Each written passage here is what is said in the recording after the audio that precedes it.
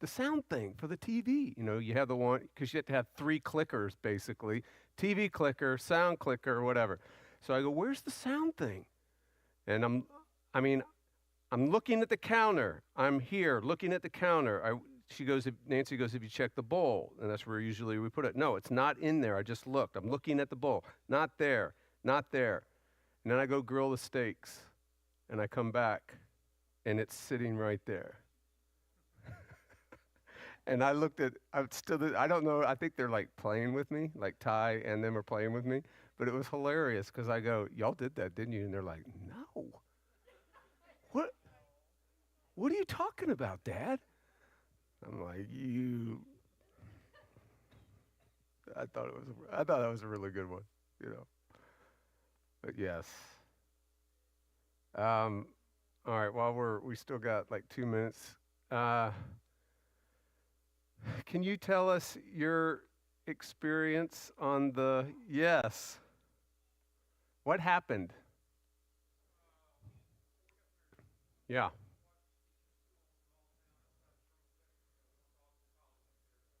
Yeah.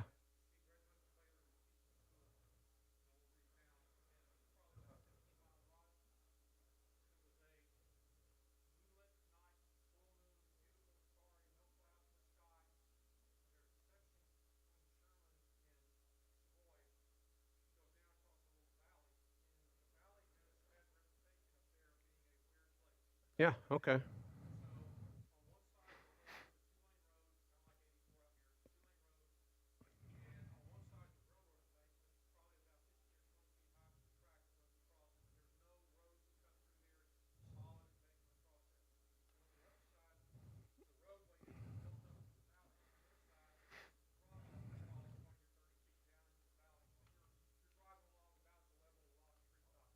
Okay.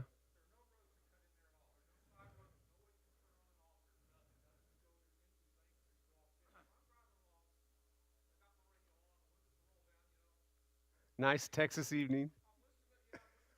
Uh-huh. Yeah.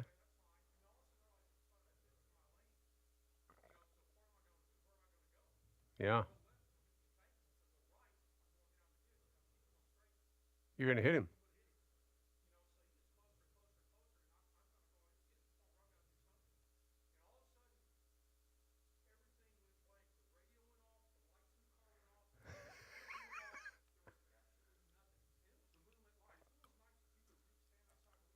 Yeah. Oh yeah.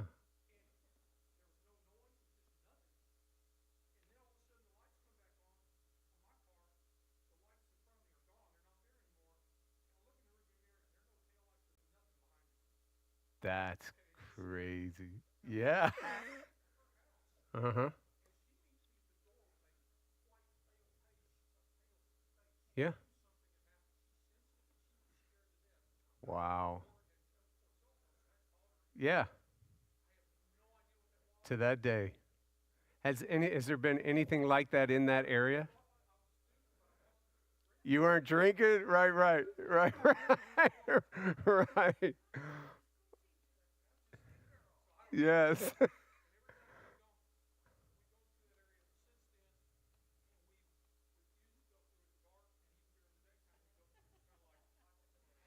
Have you heard any other stories in that area?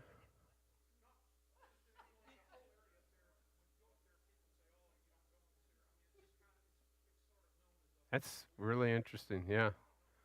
Yeah, that's interesting. Yeah. Thanks for sharing that, man. That's good. Yeah. Where is William Lowe? Is William here? No. He had one he told me the other day. I said, "Oh, there he is." But can you share the when you were, yes, you were young and people would tell you there's no monsters under the bed. Yeah, you can't because you knew there were monsters under your bed.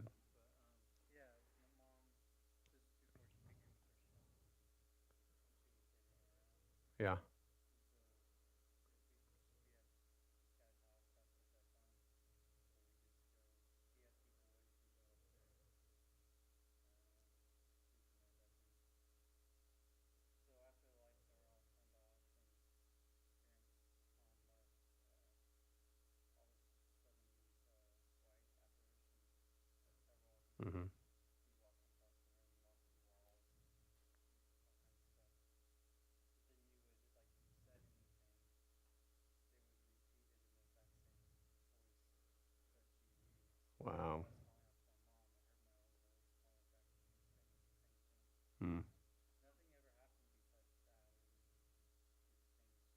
Yeah.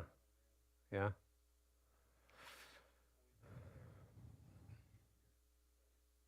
The boys were you and they were used to it. They're, oh, these are our neighbors. Wow. Yes. Yeah. Yeah. Okay, good. All right, Dave, are we ready? Give it a shot? Okay.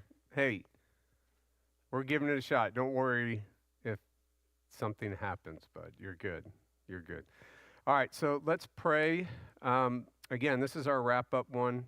So we're covering everything from doctrine, theology of the great cosmic rebellions down today, where we're going to get a little more like experiential, personal, like what is spiritual warfare. I try to put some questions, just common questions that are out there to maybe ask to get us going on some of this stuff. So tonight is the night where you can ask anything and feel free to. Like maybe you want to ask, what was that? Right? That's a great question. What was that? So this is a safe place. We can be incredibly curious and we can be certain about some things and be incredibly uncertain about a lot of stuff. But one thing's for certain, it is a mysterious world we live in, a lot more supernatural than the modern world would have us all believe, right? There's a visible realm and there's an invisible realm. And the invisible realm is made up of intelligent agents, just like you sitting in your seat think that you're this intelligent, well, some of us, intelligent agents, but you know, it's like, I'm going to go have a bowl of ice cream today. I'm making independent decisions. Well, what if in the unseen realm there are other creatures that are making those same kind of independent decisions? So the world is much more mysterious. It's much more supernatural than we ever thought. Okay, so let me pray for us, and then we'll do our best to walk in wisdom because there's so much teaching and weird stuff out there. And so I'm going to do my best to not overstate things and not go into realms of speculation, okay, on the experiential. The stuff that we've looked at, I'm pretty convinced that that's what the Bible is teaching. Am I going to create a tradition out of it? No. We are about what at this church? Yep, that's it. Reaching and renewing as many people as possible with the gospel. What does that mean? That means you, Christian, how are you going to become healthier and holier? How are you going to connect more with God, connect more with relationships, connect more with what God's doing in the world? What's the engine of your life, Christian? The gospel. The organ of the Christian is the ear, as Luther says. That's the greatest organ of the Christian. We need to hear good news, because when we hear good news, as the text, I didn't even get to preach on that last week. I just mentioned it, that God bears witness to the message of his Son and unleashes heaven on us. Signs and wonders. That's signs and wonders and various miracles and gifts accompanied by the Holy Spirit according to his will. All goes with the gospel, right? So that's what we're about.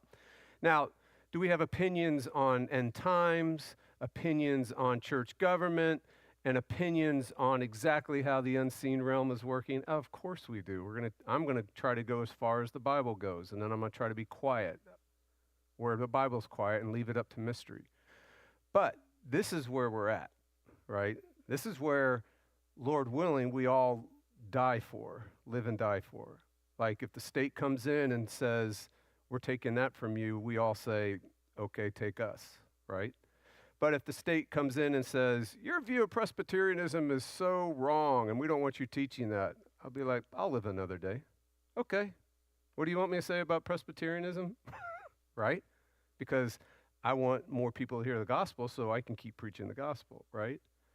So this is one of these side, wonderful, curious, biblical teachings that you don't really divide over.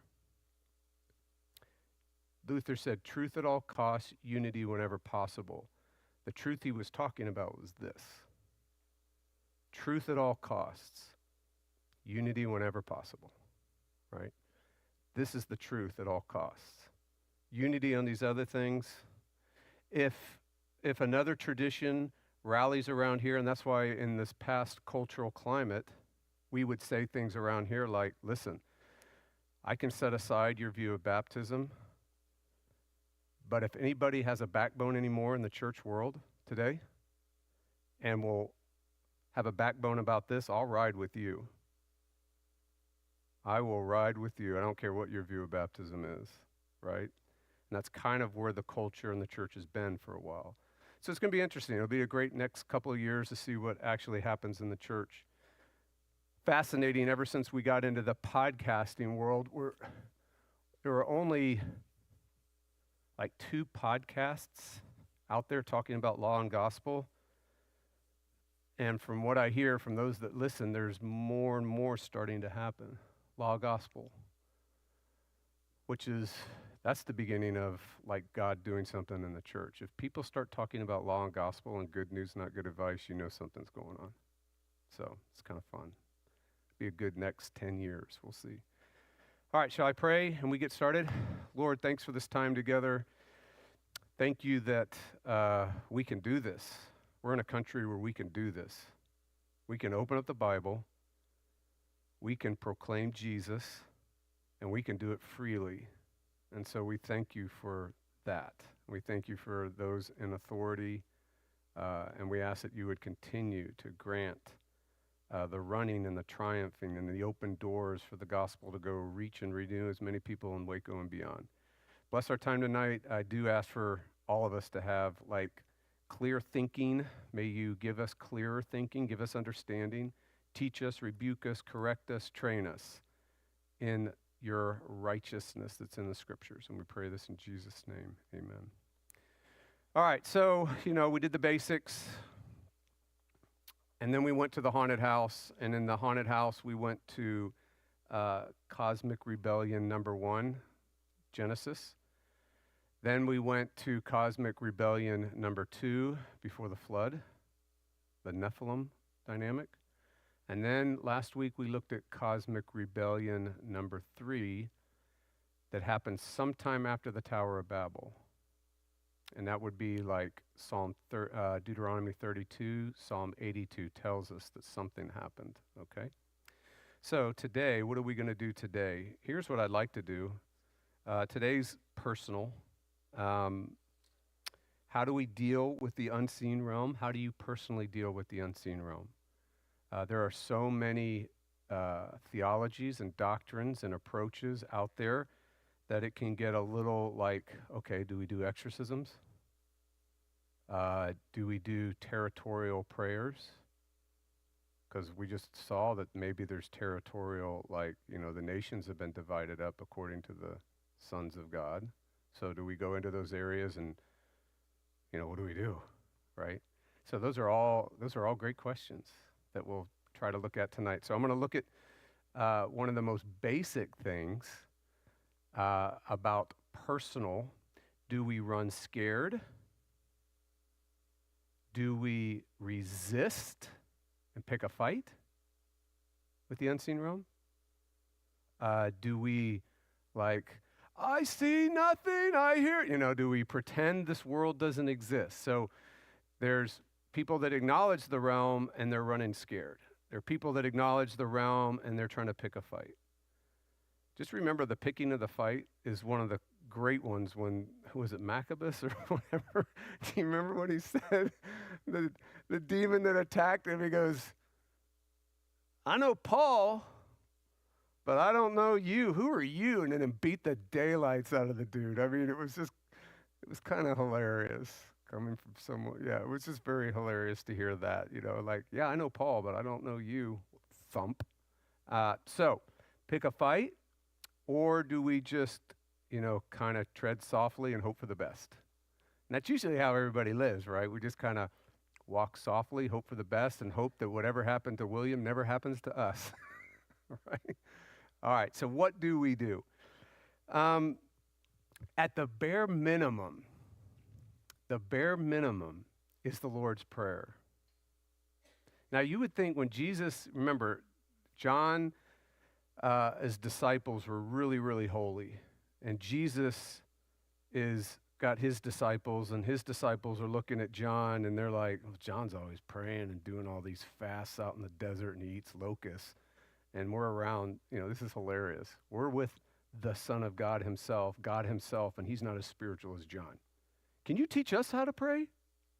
Right? That's what they ask him, because they saw John's disciples being spiritual and holy, and Jesus was evidently not living up to the standards.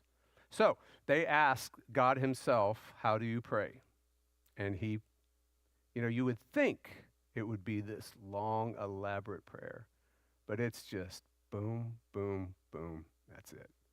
But one of the prayers is deliver us from evil. And most original translations say evil one. And the history of the church has always said, deliver us from the evil one. So at a bare minimum, however we interact with the unseen realm, you can start with Jesus' prayer. Okay? But what does that mean? Deliver us from the evil one. All right, so I'm going to give you one book called Dynamics of Spiritual Life. This is a guy named Richard Lovelace, who is a church history professor of spirituality. So for the past 2,000 years of church history, this guy has studied spirituality. And he's a Reformed guy. And he used to teach at Gordon Seminary up in the Boston area. And this was kind of Tim Keller's awakening happened in this class towards the gospel. All right? I'm going to read you something from here about this topic. But I'm also going to read to you Dr. Martin Lloyd-Jones and his great doctrines of the Bible. This is like his little systematic theology. He was a doctor, like a physical doctor, medical doctor, who became a pastor. He was known for his preaching, but he was also known for his pastoral care, just in terms of being able to, when people would come to him, look at them and be able to see human conditions and apply the gospel very wisely. Okay? I want to read what he says. So I'm just plowing through this thing, and I came to a chapter on the devil and fallen angels. I got this wanting to look at more propitiation and the cross, and then some of the end time stuff, and I never got to it, but I got to here. And he says this, you ready? I find more and more in my pastoral experience as I am privileged to interview people and to help them in their personal faith, their personal fight of faith, and in their personal problems, that the essence of the trouble so frequently is that such people have not realized the powers that are set against them.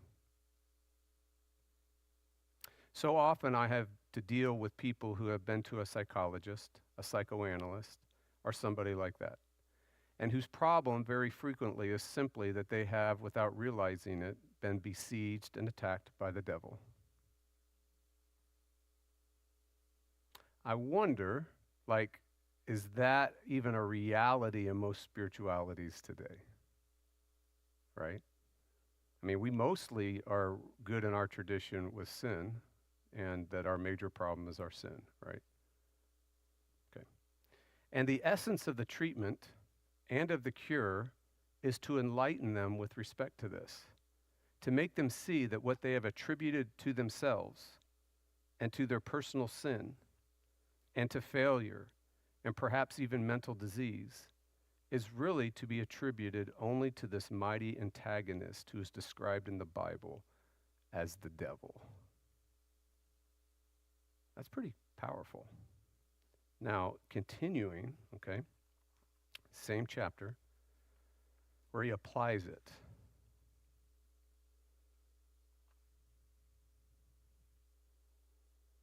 Indeed, he talks about how he tempts us with his wiles, his snares, his fiery darts, his deceits, his suggestions. He excites our passions. He affects our minds.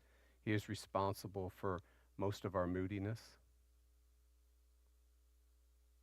our depressions, our sense of hopelessness, and our sense of despair. Indeed, you can be certain of this. Okay, so this is huge. Like, you have a dude that's called the second Spurgeon, right? And he's about ready to say, Christian, you can be certain of this. I was like, oh, I can't wait to read what happens next. Yeah. Yep. He's a doctor, medical doctor. You can be certain of this. Every time you are turned in upon yourself and find yourself looking at your weakness, your failure, your disability, or anything else in yourself, when you are looking at yourself like that, it is always the devil. Well, there you go. Let's just say it. He says it.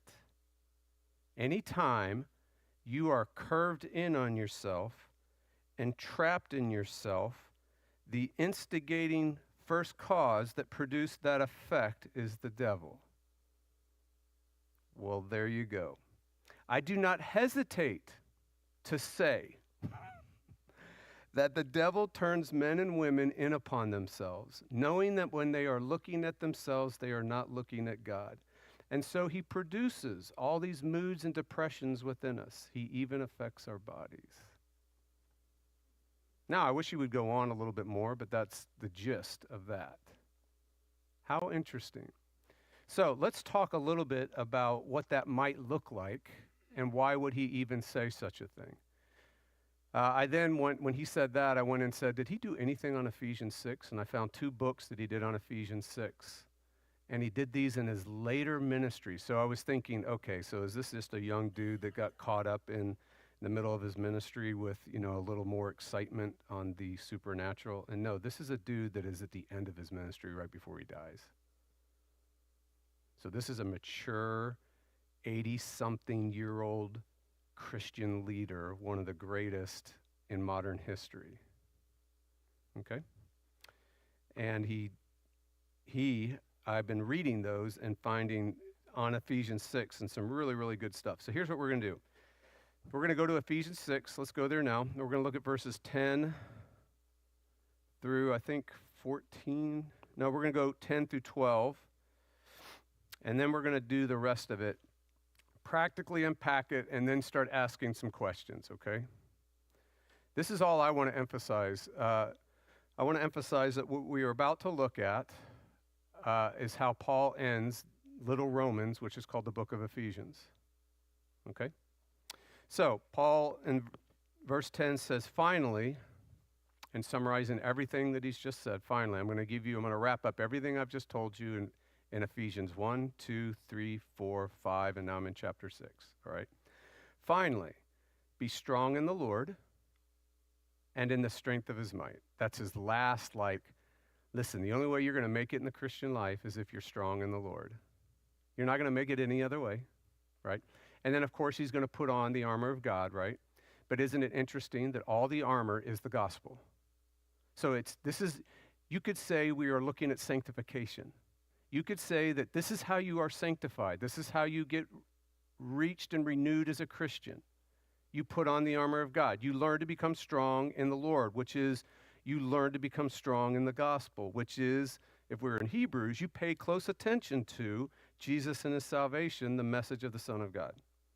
Nothing that we haven't been saying forever at this church, right? Finally, be strong in the Lord. That's how I would translate it. This is what I mean, the strength of his might. So, the strength of his might. So, his might is God's inherent power. The strength of his might is his might does something, and now you see his strength demonstrated. Does that make sense? He's mighty because it's his character and it's who he is. And when he displays his might, it comes out as strength. Be strong in the Lord, that is the strength of his might. What you're going to find in the context of all of Ephesians, that word means Jesus' life, death, and resurrection. Okay? So the clearest demonstration of the might of God is in Jesus dying on the cross and rising from the dead, and in Hebrews, taking his place at the right hand of the throne of God. Like sheer power. The first prayer in Ephesians is, Paul prays, I hope you get that, Christians, that power is now yours, right? Okay, so put on the whole armor of God that you may what? Be able to stand against the schemes, the wiles of the devil. It's just fascinating to me. Be strong in the Lord and in the strength of his might so you can deal with your sin. Of course, but his summary message is be strong in the Lord and the strength of his might so that you're able to stand against an unseen enemy. So fascinating, right? Put on the whole armor of God that you can stand against the schemes of the devil. For we do not wrestle against flesh and blood, but against the rulers, the authorities, the cosmic powers in this present darkness, spiritual forces of evil in heavenly places. Here's what I want to say. Number one, spiritual, whatever we want to call it, is we wrestle. You wrestle. Whether you realize it or not, you're wrestling with non-flesh and blood creatures. That's a fact. We wrestle. You can't tap out in this one. Be great. I'm done. Right? You can't tap out in this wrestling match. We wrestle. Anybody wrestled here? All right, wrestling is different than football. It's different than rugby. It's different. Think of any violent contact sport. It's just so much different because you want to know why? Because you're this close from somebody. Like, Mike, I know you can take it, so come over here. So like when we're wrestling, we're here. We're looking at each other's face. I'm taking my head and I'm drilling it in his temple. He's trying to do things to me. Wrestling is as personal and as intense and as violent as you can get. And that's the metaphor. Right? He didn't say, hey man, let's go to the Olympic Games and let's talk about throwing the disc. For we throw a disc against, or we hurl javelins, right? Or it's like when you play rugby, when you wrestle. So you're called to wrestle. Whether you realize it or not, you wrestle with unseen things, right? What's that? Very intimate.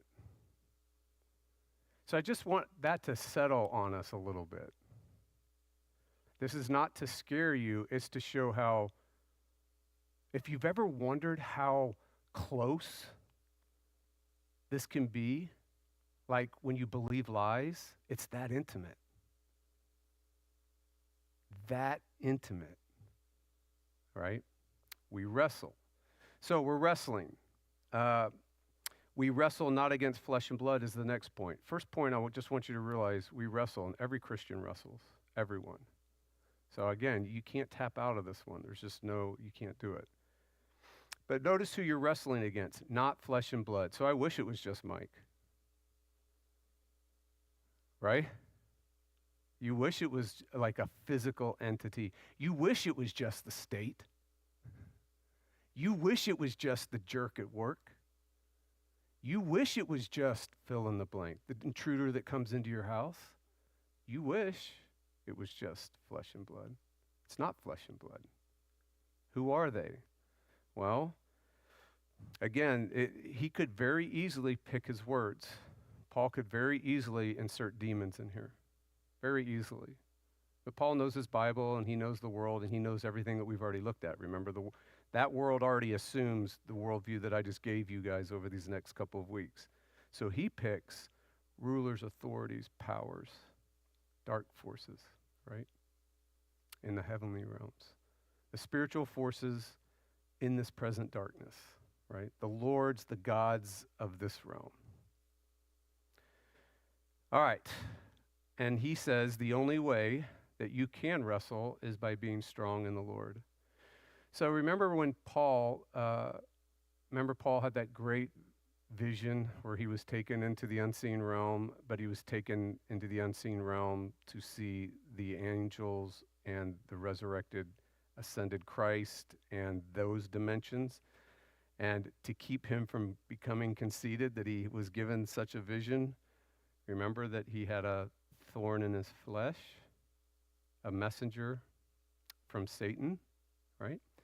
And he pleaded, remember, 3 times, which is a perfect prayer, which means he just was like, oh God, please give me some, over and over again. He's just continually praying that God would remove this thorn from his flesh. The imagery is really, really good. I'm glad it used that imagery because the evil one's main way to get you is your flesh. Not the armor, your flesh, your old nature, right? So he'll pour gasoline. He could just flat out entice you, and it's called temptation, right? So temptation's one of the ways that you have to wrestle with him. He will literally, he knows your heart. He's watched you. He knows what your nature goes after. So he is going to just give you tons of opportunities to be enticed, certainly, right? But remember what Jesus' response, because it's Jesus that responds to him. And Jesus says, no, my grace is sufficient. For my power is made perfect, where? In your weakness. Be strong in the Lord, the strength of his might. What that means is, you're going to wrestle, Paul. You're going to wrestle. But you're not going to wrestle in your strength.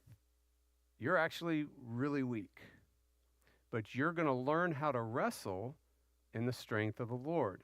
So now we're moving into the armor part, because as he goes through and starts talking about the armor, he's giving you gospel realities that you want to be growing in. Not that you need to learn how to put the order of the armor on.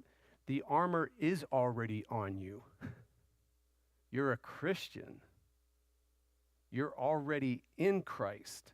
So that means Christ is your armor, and whatever passes to you has to go through him first. It's like the mountains that we looked at a while ago, right?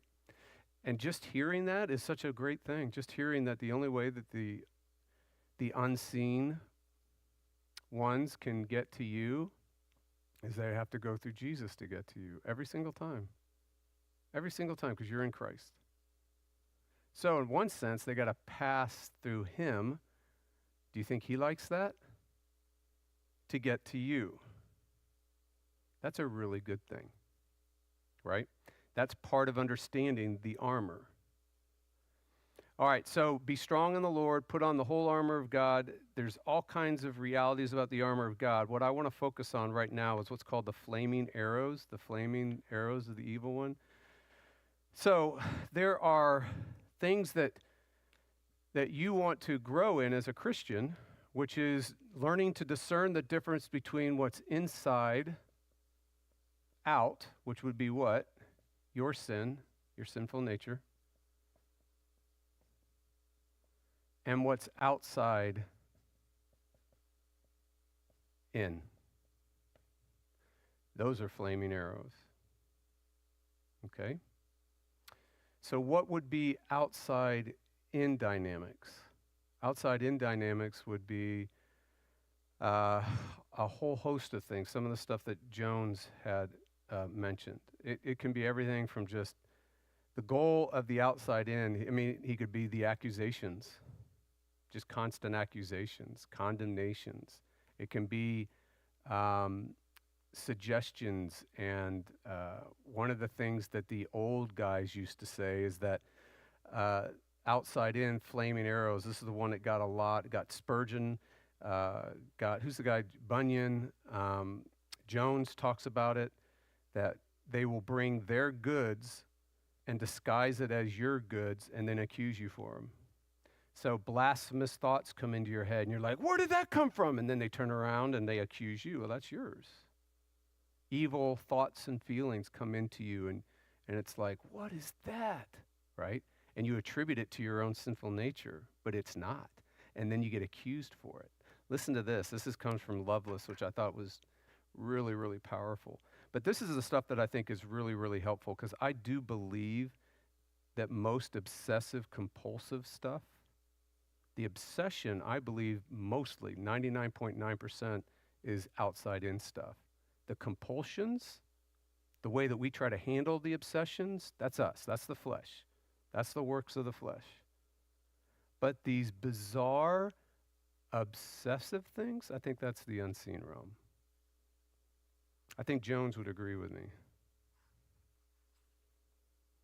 Finally, satanic forces attack Christians directly in their own minds with disturbingly accurate accounts of their faults, seeking to discourage those who are most eager and able to work for the kingdom. A related affliction is called obsession.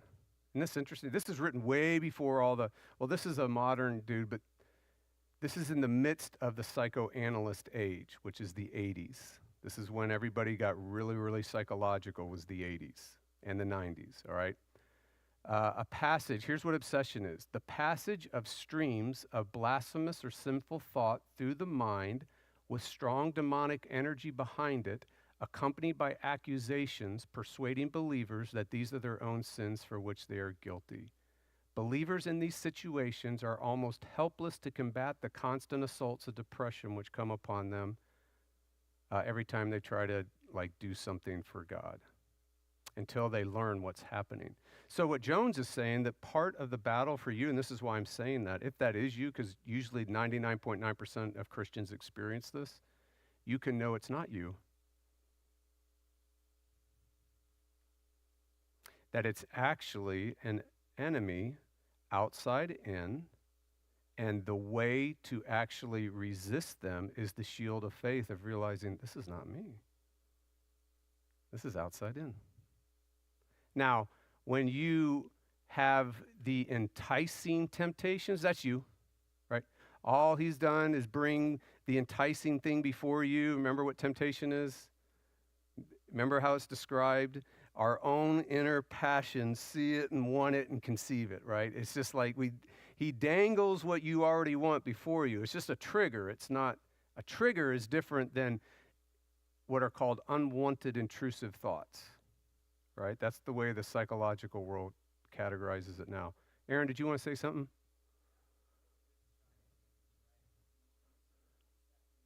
Yes. Yes. Yes.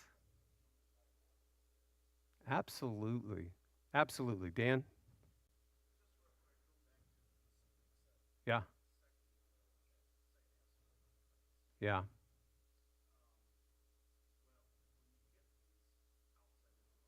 Yeah.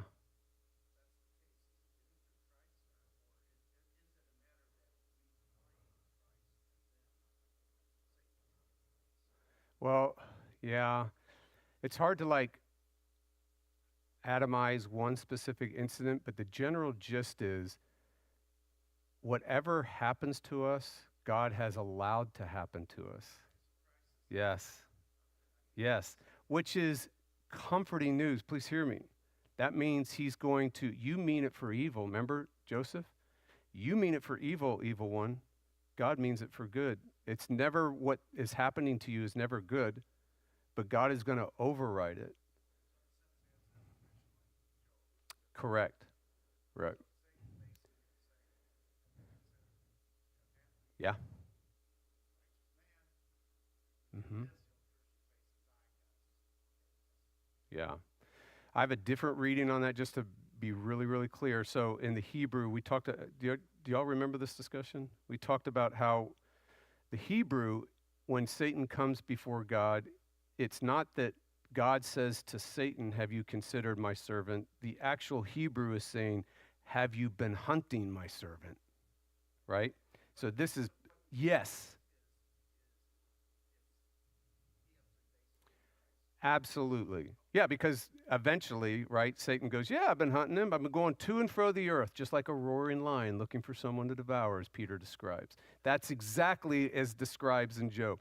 I've been going up and down the earth, to and fro, looking for someone. He goes, have you been hunting Job? Yes, I have, obviously. But then he says, he puts the argument. He becomes the prosecutor. Well, he's not you don't have any real, they're all mine, right? They're all sinners.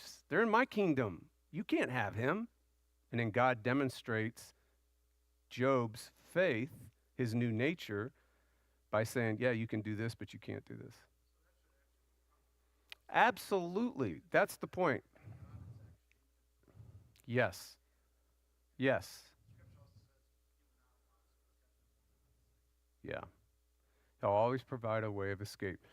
Your way of escape right now is those of you that are hearing this for the first time, that's your way of escape. You've been thinking it's you the whole time. And God so loves you, he wants you to know, no, that outside in stuff is not you. That is an enemy, a sheer enemy that you, and it's usually people that are very introspective, and it's usually people that are highly sensitive. It's usually the person that says, of course I could do something like that. It's usually people in the Reformed world because they believe in total depravity and don't have to be convinced that they're a sinner. So the first reflex is, yeah, of course that's me. And then they go, yeah, it's you.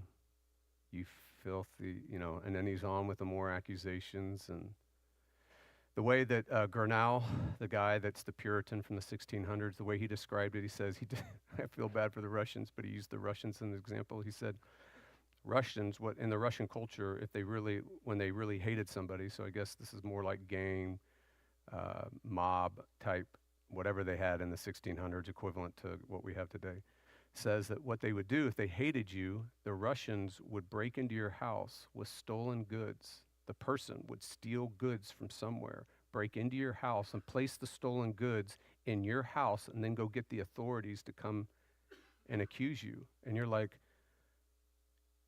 but here's what happens. Satan does that to you, and most Christians go, yeah, it's my goods. Of course it is. And then you get double pain. You have his accusations, then you have your self-condemnation. So what I think is really, really helpful to take from this is, and that's where I'm becoming more and more convinced that the obsessive stuff that people struggle with, it's not a disorder. You have an unseen enemy. It's just unwanted intrusive thoughts by nature mean you don't want them, right? Just think about it. And one thing that Jones says, which is so good, he goes, no psychologist and psychiatrist can even make sense of this kind of stuff. They try to modernize it and naturalize it, but they can't get to the origin of it because it makes no sense. Because the outside in stuff is usually contrary to human nature, period. It's horrific stuff, right? So just know that if that is you, if statistics are right, that's all of us in this room. Outside in, unwanted intrusive obsessions, whether it's feelings or thoughts, that's the enemy. Those are called flaming arrows, and they burn with the very pit of hell. They burn with the filth of hell. And then they turn around and say, that's yours, okay? So that's a major, major way. The others is common stuff. It's like most of it is sheer temptations. That's one of the more common but unknown in the church today. Today it's just psychoanalyzed away. It's psychologized away. It's take this medication to try to stop it away.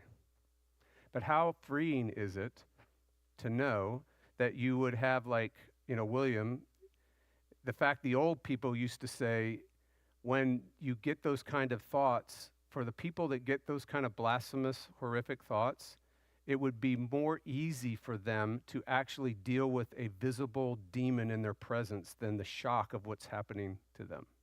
Isn't that interesting? That's how the old people, not old people, the old folks in our tradition, that's how they used to talk. This was common.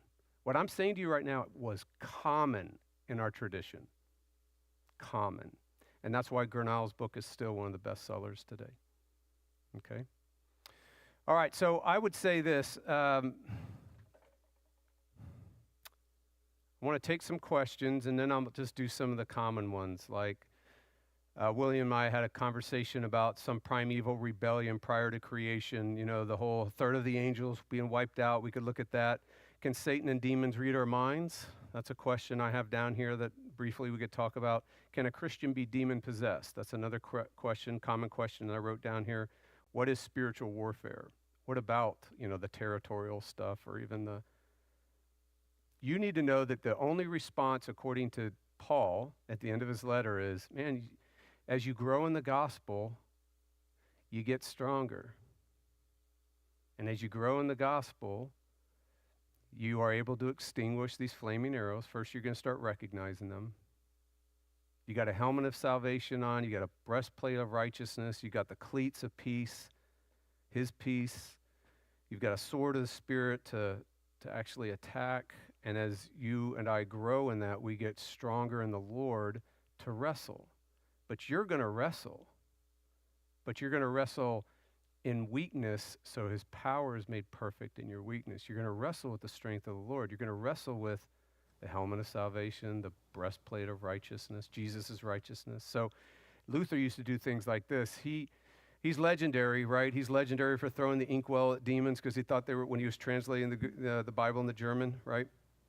But he used to say, and I've read so many of these guys in the past in church history, he would just say that at night when Satan would come at him sometimes and would accuse him, here's how Luther would respond. He'd listen and he goes, are you done? You forgot this, this, this, this, and this. And Jesus on the cross took it all. And if you come back with any more, it goes right to him, so you might as well go talk to him. Right? That's how Luther, which is classic Luther, right? That's how Luther would wrestle. He wrestled with the gospel, the logic of the gospel. All right, questions, and then maybe I'll answer some of these others. Can I get somebody to volunteer to be a mic runner? Yes. If there's a question? Aaron's got it. It's already lit up. Any questions?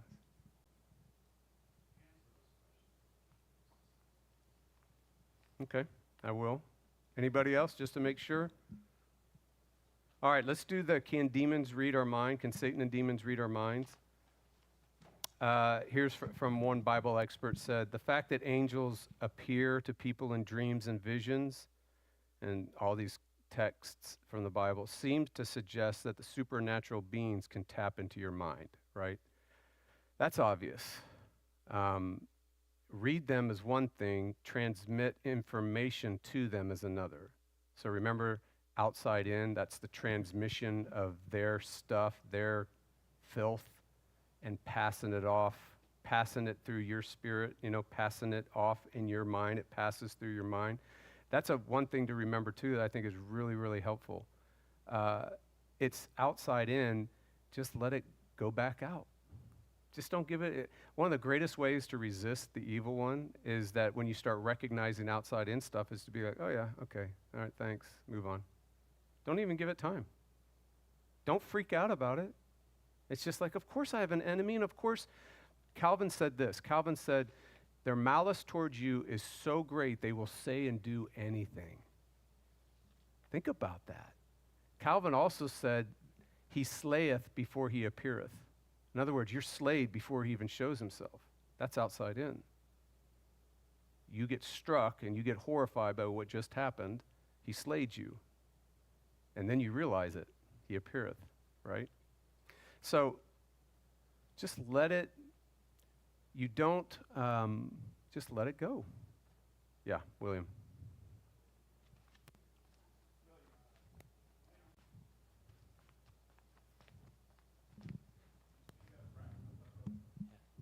One of the indicators that Jesus was God is that he knew the hearts of men, something that only the Lord could do.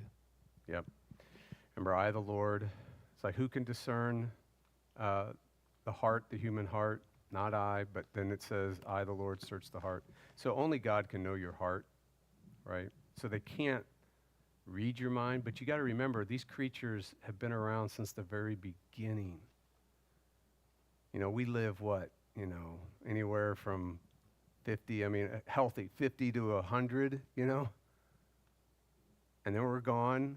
They have a long history, right? So you can have, again, that's why these divination things of people trying to connect with the unseen realm, whether it's the Ouija board or whatever, of course they're going to know your ancestors, right? Of course. I mean, come on. It's just logic. I mean, we can use logic, right? And of course they're going to know Aunt so-and-so did so-and-so. And they're going to tell you that. And they're going to know that your Aunt Mary's sister told your mom who told you about it. Of course, right? Yes, but know you? No, cannot. But they can know, like, oh, these are the tendencies of that person. I know this person struggles with these sins, and I'm going to just relent. That's when it's called oppression. And the other thing I think that Jones said is very, very helpful. It says in that text on Ephesians 6, it says in the evil day. You remember that part? In the day of evil, so that you can withstand in the day of evil. There seems to be, Jones says, a day of evil that's different from all other days. In other words, there can be seasons and times in your life when it's just abnormally hard. That's when you want to pay attention. If you're depressed, that's when you go, this is an evil day. Right? How much depression would actually go away if you just realized it was outside in stuff instead of taking it and owning it as if this is really yours? Right? Because what do? When you're anxious, fearful, well, what if the beginning of those is really not you at all? Right? You know when you're really afraid. You know when you're really afraid. But then you know when you just have this low-grade sense of anxiety and fear, and you're like, what am I anxious about? Right? But if you chase it, and what do? The obsessive compulsion. The compulsion is you chase it. The compulsion is you try to figure it out. You try to know for sure what's going on. You start defending yourself and becoming hypervigilant.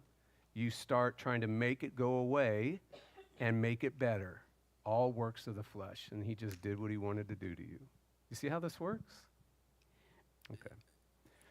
The other question is, Jeff, real fast, what you're saying about the defense against the outside in stuff. Yeah. There's a term in dealing with narcissists where you gray rock them. You want to be a boring gray rock. Give them no energy, but that's what the narcissist wants. They want your attention. They actually don't want to win. Yeah. They just want you attention. thinking and thinking. And I think that's what, the enemy takes pleasure in, is knowing there's that thorn in the flesh. I don't need to kill this guy. He's got armor on. All I have to do is punch him where that thorn is and watch him spin himself up into insanity. There's Sibbs has a book called Precious Remedies Against Satan's Devices, and the first thing the book said, another Puritan, it says that Satan's goal for the Christian is to bring them to despair. That's it. So think about that. If the enemy that you wrestle against, what he wants to do to the Christian is to harass them to such an extent that they despair, how much of despair today is that, if that's their number one goal for you? And he even said, it's not like to get you to break one of the 10 commandments. It's to get you to break one of the 10 commandments, sin, so that you despair. Do you see how that works? You're a sinner. Condemnation, accusation, so you despair. Yeah. I think that helps us see that this is much more so that you can withstand the wiles of the devil. The only thing that text says to do is stand, which means stand in the strength of Jesus, who he is and what he's done. Stand with the armor. It never says go fight him. Never. It says stand. Withstand. So picture it more like this. He's really just a defeated foe. So all this defeated foe can do to you is pass through you. He can't land. So just let it go, right? Stop. Check in your spiritual pulse. Check in how you feel. Check in how you're thinking. Check in what's going on. Just live outwardly. And when you catch yourself sinking into yourself, you can know, oh, wake up, right? I'm okay. I have the righteousness of Jesus. I have the peace of Jesus on the cross, right? Preach the gospel to you and then get back in the game, okay? All right, the last one, can Christians be demon-possessed? It's all nuanced, meaning, can a Christian be oppressed? Heck yes. Can a Christian be owned by Satan? Heck no, right? So whatever, if it's ownership, the very definition of becoming a Christian is you've been taken out of the realm of darkness and brought into the realm of the light. So Jesus, when he went into the realm of the dead, he got you, brought you out of the realm of the dead where the Lord of the dead is, right? But by paying sin's debt, which is the only reason, that's why he accuses, because the legal debt of sin, he's the attorney, he's just constantly, your justice, you're holy God, you have to do this, you have to punish them, right? And that's why Jesus comes in and says, no, I am the one that's punished. I bore the propitiation. I take God's wrath. I take the justice of God. I satisfy God's holiness. I'm their advocate, right? So that nailing your sins, your debt on the cross, remember what the text says? When that happens, Jesus triumphed publicly over all the realm of the dead and all the demons and put them to open shame. They're mine now. I just went in and I bound the strong man and I'm taking your goods, dude. You're a defeated foe. So Spurgeon would say things like, he's a defeated foe, so treat him like a defeated foe. Stop acting like he's not. So don't fear. You really have no reason to. So if you read the Psalms, you'll start seeing things a little more clearly that David was mostly talking about spiritual enemies than physical enemies. Because he would talk about his soul being consumed by an enemy. That's a physical enemy doesn't consume your soul, right? But he would talk about how, oh, my enemy accuses my soul to death and condemns my soul to death. Like that is more of the unseen realm, okay? But read the Psalms and you'll find great prayers. But you'll find things like, you'll have an enemy, David says, I have this enemy, and then I looked for him the other day and I couldn't find him because you had so defeated him, right? And he will talk about the enemy being like wind and smoke, which is great. That's a great image to hang on to. I hang on to that all the time. It'd be like, oh, you're wind and smoke.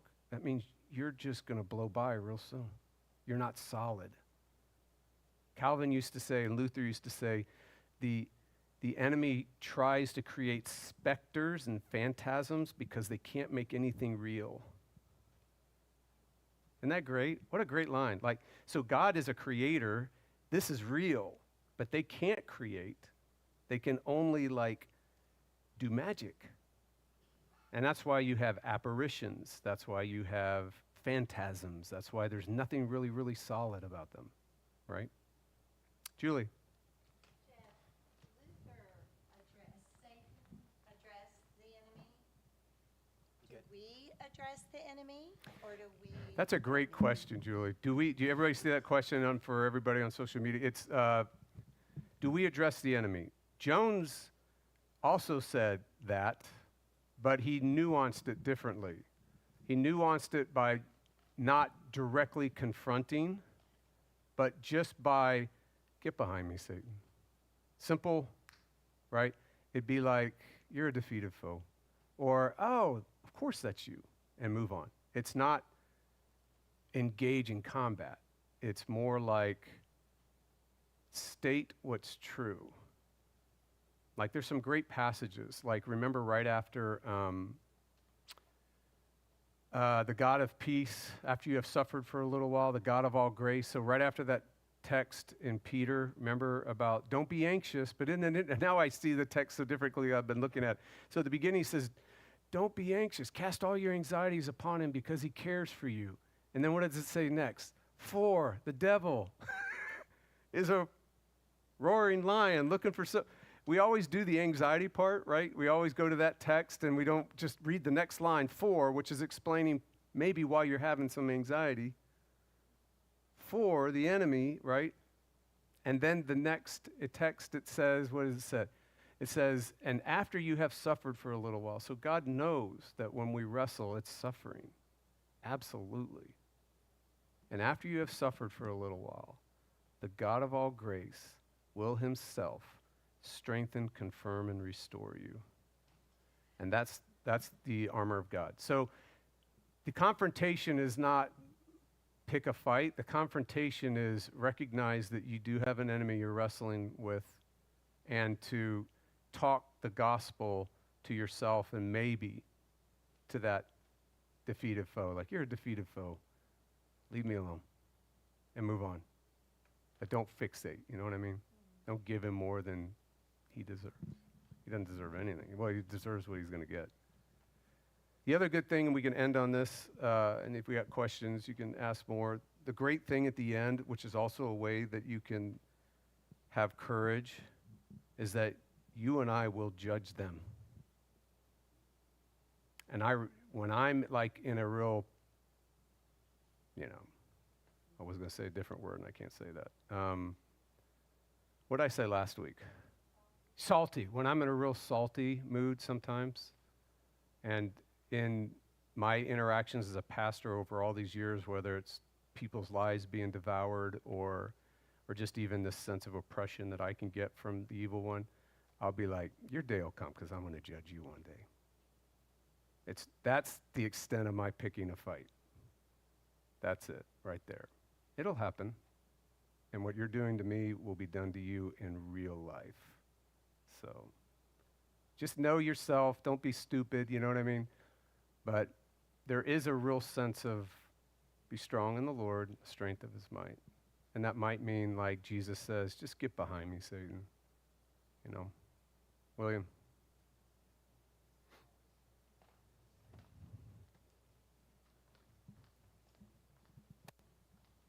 Here you go. He doesn't say, he doesn't make this command in the singular, like, you go put on your armor. He's saying it in the plural. We, church, sure. Put on your armor. We're fighting this together. Yeah. Yeah, because at the end of Peter, remember, it says, this is a great line. It says, remember that the saints all over the world are going through the same thing. So if you think you're unique, you're not. And that's why I want to communicate to people as much as possible now that I'm realizing that this is very, very common. And when I do pastoral care, I see it all the time now. The outside-in stuff is everyone, the saints all over the world are going through this. You're not unique. He'd like to make you think you're unique, right? And remember what Jones says, many people that think, oh, I'm going mentally crazy. No, you're really not. You're really not. You have an enemy, an absolute enemy. He'd like you to believe that, right? So how much of people's woes in the mental health world is more this than it is something else? That's my question. I would love to have an honest, real biblical conversation about mental health and spirituality one day. I mean, with someone that can really have that conversation, Yeah. Maybe Ed Welch. Yeah, no, he was really good. I did like his stuff. But yeah, I wonder where he would be, though, in all this. Do you know? Okay. All right, good. No false dichotomy? It all's on the table? It's another person that's trained as a psychologist, right? He's a PhD in neuroscience. Matt Stanford? Yeah. The Valenge's son-in-law, right? Son-in-law. Yeah, that'd be good. Yeah, that would be a good I'd like to have that conversation with him. Yeah. All right, y'all. Any final questions, thoughts? Yeah. Yeah. Oh, absolutely. Absolutely. Yeah. Yeah. Yeah. Read Bunyan's all of grace, or Abounding Grace, All of Grace. Yeah, he would. Oh, you're right. But he's written something. It's his personal account, his spiritual life, kind of documenting his spiritual life.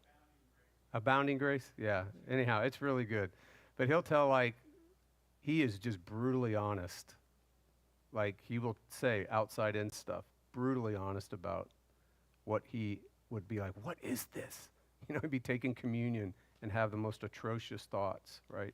Spurgeon used to say he could be up there preaching and just have horrific thoughts, you know, and be like, and that's where Gurnall says, you'd be more shocked. He's more shocked at that than if the devil stood right before him physically at that moment. Yeah, it's great. It's good stuff. Mm-hmm. Yeah, in fact, he wrote a bunch of books on that. Or did a bunch of sermons that became books, one or the other. I don't know what this was. Yeah, called Spiritual Warfare. Yeah. Yes. Yeah. Yeah, I'm speculating, and am I still being taped?